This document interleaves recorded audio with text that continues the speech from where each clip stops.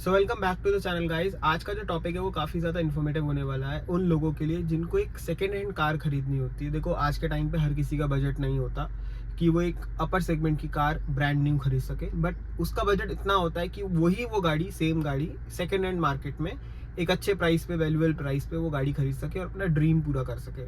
But उस dream को पूरा करते करते ना कुछ पॉइंट्स के आपको ऐसे पॉइंट्स होते हैं, जो पॉइंटर्स होते हैं बेसिकली, जो आपको चेक करने पड़ते हैं गाड़ी खरीदने से पहले, ताकि आपके साथ कोई ग्लिच ना हो, कोई फ्रॉड ना हो। वही सारी चीज़ें आज मैं आपको बताने वाला हूँ। छोटी सी सिंपल वीडियो होगी, 5-6 पॉइंट्स है जो मैं कवर करूंगा इस वीडियो में, ताकि आपको आने वाले टाइम पे अगर आप सेकेंड हैंड गाड़ी खरीदने की कोशिश कर रहे हैं या फिर सोच रहे हैं तो आपको दिक्कत ना हो और आप एक बिना कोई फ्लॉलेस जो कार होती है वो खरीद सके, जिसके अंदर कोई भी फ्लॉ ना हो, कोई फ्रॉड ना हो आपके साथ, और आपको एक ऐसी गाड़ी मिले जो इवेंचुअली काफ़ी ज़्यादा अच्छी हो। कंडीशन वाइज मैं बात करूं या फिर उसके इंजन वाइज मैं बात करूं या इंटीरियर एक्सटीरियर या मैकेनिकल पार्ट्स, तो वही सारी चीज़ें हमें इस नॉर्मल कार्स के अंदर भी चेक करनी होती हैं जब आप खरीदते हैं। ब्लाइंड ट्रस्ट करके कभी भी गाड़ी मत खरीदो कि यार मेरे दोस्त की गाड़ी है, ये मेरे रिलेटिव की गाड़ी है, या फिर ये मेरे नोन टू डीलर है कोई और वो बेच रहा है और वो आपको बेच रहा है और आप उस पर अंधा ट्रस्ट कर रहे हो कि यार ये डीलर तो मेरा अच्छा खासा जानकार है, मैं इस पर भरोसा कर सकता हूँ। ऐसा मत करना।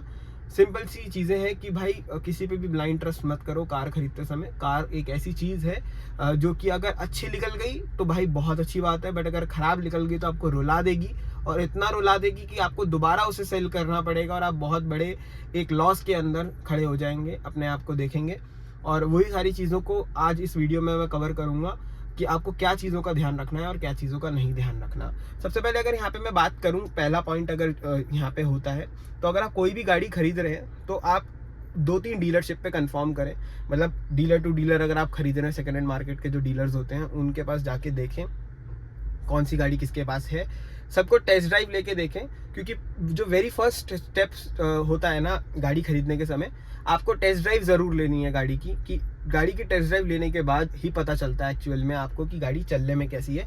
अगर आपने गाड़ी कभी चलाई ही नहीं है और आपकी ये पहली गाड़ी है, तो भाई किसी ऐसे बंदे को लेके जाओ जिसने एक अच्छे टाइम तक और टाइम से गाड़ी चला ली है, मतलब एक लॉन्ग पीरियड हो चुका है उसको गाड़ी चलाते हुए, और उसको मालूम है कि गाड़ी के अंदर क्या मैकेनिकल पार्ट्स होते हैं जिसको नोटिस करना होता है गाड़ी को चलाते हुए। तो आप एक ऐसा बंदा ज़रूर लेके जाओ, चाहे फिर वो मैकेनिक भी हो सकता है, चाहे फिर वो कोई आपका नोन टू हो सकता है फैमिली में, क्योंकि अकेले मत जाना, अकेले फ्रॉड हो सकता है आपके साथ। सेकंड, अगर यहाँ पे मैं बात करूँ तो आज की डेट में भाई बहुत सी कंपनी पीडीआई ऑफर कर रही हैं।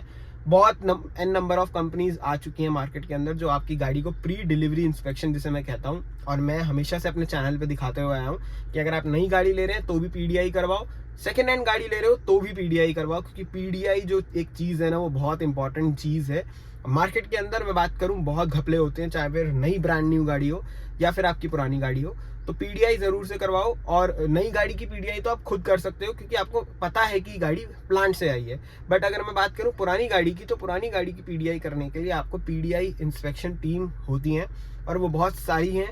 इंटरनेट पे आपको काफ़ी सारी दिख जाएंगे, या गूगल करोगे तो आप वहाँ पे उनको कैचअप कर सकते हो और अपनी गाड़ी की पीडीआई करवा सकते हो। मेरे हिसाब से ये one of the most important step है जब आप गाड़ी खरीदने जा रहे हैं, तो आप पीडीआई ज़रूर करवाओ। क्योंकि मैकेनिक से आप दिखा लोगे, चलो ठीक है वो एक सस्ता जुगाड़ है, बट पीडीआई टीम ना आपका सारा काम करके देगी। Paint, external, internal, interior, dashboard, अंदर तक के एसी यूनिट्स तक सब कुछ वो चेक करती है, और बहुत डिटेल में चेक करती है। थोड़ा सा 1000-2000 रुपये वो आपसे चार्ज करेंगे, बट आपको जो पूरी रिपोर्ट है ना, जैसे हम अपनी बॉडी टेस्ट, ब्लड टेस्ट करवाते हैं, बॉडी टेस्ट करवाते हैं सारे ऑर्गन्स का, तो हमें सब कुछ पता चल जाता है उसमें।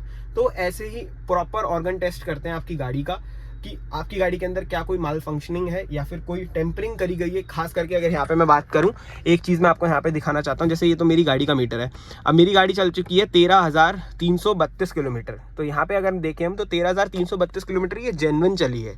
तो यहाँ पे ज़्यादातर मार्केट में क्या करते हैं कि मीटर टेम्पर करते हैं और मीटर को बैक कर देते हैं। अब बैक करा हुआ मीटर हम नहीं पकड़ सकते, क्यों? क्योंकि हमारे को उतनी नॉलेज ही नहीं है इन चीज़ों की।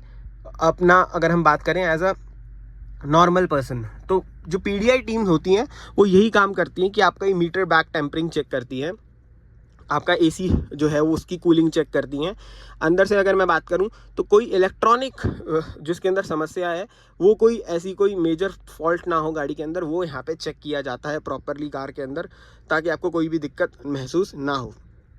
आज के टाइम पे क्रूज़ कंट्रोल जैसे फीचर्स आ जाते हैं, मीडिया कंट्रोल जैसे फीचर्स आ जाते हैं स्टीयरिंग व्हील पे, तो ये सारे फीचर्स भी यहाँ पे चेक करे जाते हैं कि क्या इनके अंदर कोई टेम्परिंग तो नहीं करी गई। क्योंकि देखो यहाँ पे क्या होता है, ज़्यादातर अगर आप नोटिस करोगे तो ऊपर की साइड जो होता है ना, यहाँ पे वार्निंग लाइट्स आती हैं। तो वार्निंग लाइट्स जो आती हैं वो तब आती हैं जब गाड़ी के अंदर कोई माल फंक्शनिंग हुई हो या फिर करी गई हो। अभी जैसे मेरी गाड़ी के अंदर 3 से 4 वार्निंग लाइट्स आ रही हैं। एक सीएनजी की आ रही है, एक यहाँ पे हैंड ब्रेक की आ रही है, नीचे की साइड बात करूँ तो सीट बेल्ट की आ रही है लाल कलर की कोने में, और यहाँ पे सेंटर में भी आपको सीट बेल्ट की दिख रही हैं, और सीएनजी जैसे मैंने आपको बताया वो दिख ही रहा है। तो ये कुछ यहाँ पे लाइट्स हैं जो मेरी गाड़ी में शो कर रही हैं इस टाइम पे, कि मेरी गाड़ी में ये वार्निंग अलर्ट्स यहाँ पे शो करे जा रहे हैं। बट अगर यहाँ पे मैं बात करूँ, आपकी गाड़ी के अंदर और भी बहुत सारे अलर्ट्स होते हैं जो शो करे जाते हैं, शोकेस होते हैं, बट वो चीज़ें हमें अपनी आंखों से नहीं दिखती। क्योंकि जो डीलर होते हैं या सेकेंड हैंड मार्केट में जो गाड़ियाँ होती हैं, उनमें से वो जो चीज़ें हैं ना वो हटा दी जाती हैं। OBD स्कैनर अगर आपने नोटिस किया हो तो इसके नीचे यहाँ पे अंदर की साइड वो होता है, और उस स्कैनिंग करके आपसे वो आपके आंखों के सामने से ना वो सारी की सारी जो चीज़ें हैं वो हटा दी जाती हैं। और उन चीज़ों को हटाने के बाद आपका जो गाड़ी की तरफ नोट डाउन होता है कि यार आंखों से कोई मेरे को यहाँ पे वार्निंग लाइट्स तो नहीं आ रही, वो आपको दिखती नहीं है। और वो जब दिखती नहीं है तो फिर दिक्कत ये आ जाती है कि आपको पता ही नहीं चलता कि आपकी गाड़ी के अंदर कोई दिक्कत है। यही चीज़ें मैं आपको कहना चाहूँगा कि आज के टाइम पे अगर आप सेकेंड हैंड गाड़ी लेने जा रहे हो तो simple go with a proper PDI company, जो आपकी गाड़ी को प्री डिलीवरी इंस्पेक्शन करेगा। नई गाड़ी अगर महंगी ले रहे हो, आई वुड से अगर आप नई गाड़ी 20 लाख से ऊपर की ले रहे हो और उसमें काफ़ी ज़्यादा इलेक्ट्रॉनिक चीज़ें हैं तो भी PDI कंपनी से PDI करवाओ। क्योंकि उतने सारे इलेक्ट्रॉनिक्स हम खुद चेक नहीं कर सकते। आज के टाइम में एडास इतना ज़्यादा हाई एंड लेवल का एक टेक्नोलॉजिकल फीचर गाड़ियों के अंदर डाला जा रहा है, तो आप उसको कितना ही टेस्ट करोगे सड़क पे जाके, उसके अंदर कोई सेंसर में ग्लिच होगा ना, तो हमें वो पता ही नहीं चलेगा जब तक हम उसको खुद किसी दिन टेस्ट नहीं करेंगे। और शोरूम क्या करता है, जानबूझ के आपको गाड़ी भी नहीं देता, क्योंकि वो चाहता नहीं है कि अगर कोई ग्लिच है उस गाड़ी में तो वो आपके सामने आए। तो बेटर यही होता है कि PDI कंपनीज जो होती हैं वो आपको शोरूम में ही खड़ी खड़ी गाड़ी का PDI करती हैं प्रॉपरली, और उनके पास इतने अच्छे सॉफ्टवेयर्स होते हैं कि वो खुद ही पता चल जाता है कि आप की जो गाड़ी है वो जेन्युइन है या नहीं, और या उसमें कोई दिक्कत है नहीं। यही एक मेजर पॉइंट था, मैं यहाँ पे आपको समझाना चाहता हूँ। क्योंकि हम खुद अगर PDI करते हैं, मेरी और भी बहुत सारी PDI वीडियोस मैं आई बटन में डाल दूंगा, डिस्क्रिप्शन में लिंक दे दूंगा, आप वहाँ पे देख सकते हैं। बट खुद से PDI करने में आप सिर्फ यही चेक कर सकते हैं कि इंटीरियर में कोई मेजर स्क्रैच तो नहीं है, एक्सटीरियर में कोई मेजर स्क्रैच तो नहीं है, टायर्स जो है वो सारे सही हैं, ज़्यादा घिसे हुए तो नहीं है, इंजन में कोई आवाज़ तो नहीं आ रही। आपको इंजन चेक करने के लिए भी मैं एक चीज़ समझा दूं, यहाँ पे जब आप गाड़ी देख रहे हैं तो यहाँ पे मेरी जो आइडल की सुई है वो यहाँ पे फ्लक्चुएट बिल्कुल भी नहीं हो रही, सिर्फ हल्का हल्का ऊपर जाती है जब कंप्रेसर ऑन हो रहा है गाड़ी का। जस्ट इस टाइम पे जो AC है वो जो कंप्रेसर है वो ऑन होता है, तो फिर जो सुई है वो ऊपर जाती है और फिर दोबारा से सुई नीचे आ जाती है। तो ये नॉर्मल है। बट अगर ये सुई बार बार ऊपर नीचे फ्लक्चुएट होती है तब ये दिक्कत करती है, क्योंकि गाड़ी इस टाइम पे आइडल में खड़ी है, AC ऑन है, गर्मी तेज है, तो ये जो फ्लक्चुएशन है ये नॉर्मल होती है। बट अगर ये फ्लक्चुएशन काफ़ी ज़्यादा आपको महसूस होने लग रही है गाड़ी के अंदर, ये जो निडल है ये कंटिन्यूसली वाइब्रेट कर रही है, तो इसका मतलब इंजन के अंदर कोई दिक्कत है, इंजन के अंदर ट्यूनिंग में कोई दिक्कत है। तो वो चीज़ें आपको यहाँ पे नोट डाउन करनी है। और यही चीज़ें होती हैं कि अगर आप एक प्रोफेशनल से करवाते हैं तो आपको जो गाड़ी है वो काफ़ी ज़्यादा एविडेंट वे में दिख जाती है। और मैं कहूँगा जब आपकी गाड़ी अगर आप सेकेंड हैंड खरीद भी रहे हैं तो कोशिश करो कि वो कम से कम 50,000 किलोमीटर से कम चली हुई हो। बट बजट कम है आपका तो फिर 50 से ऊपर चली हुई भी आप खरीद सकते हो, क्योंकि उसमें दिक्कत यही आ जाती है कि जितनी ज़्यादा किलोमीटर गाड़ी चली हुई होगी उतना ज़्यादा आपको थोड़ा सा दिक्कत भी कर सकती है। टेक्नोलॉजिकल पार्ट्स के अंदर भी मैं बात करूं या फिर मैकेनिकल पार्ट्स के अंदर मैं बात करूं, प्रॉपर टेस्ट ड्राइव लो। लास्ट एक चीज़ मैं बस बताना चाहूँगा आपको कि अगर आप गाड़ी फाइनल कर चुके हैं, आपको एक्सटीरियर इंटीरियर सब पसंद आ गया है, फैमिली को अपनी बिठाओ और फैमिली को बिठाने के बाद एक प्रॉपर टेस्ट ड्राइव लो। उसकी 10 से 20 किलोमीटर की मैं टेस्ट ड्राइव कहूँगा प्रॉपरली लो, तब आपको गाड़ी की जो वे ऑफ वॉकिंग है, जिसे हम चाल कहते हैं, आपको चाल पता चल जाएगी कि गाड़ी कैसे चल रही है। चलने का मतलब यही है कि गाड़ी के अंदर कोई प्रॉब्लम तो नहीं है।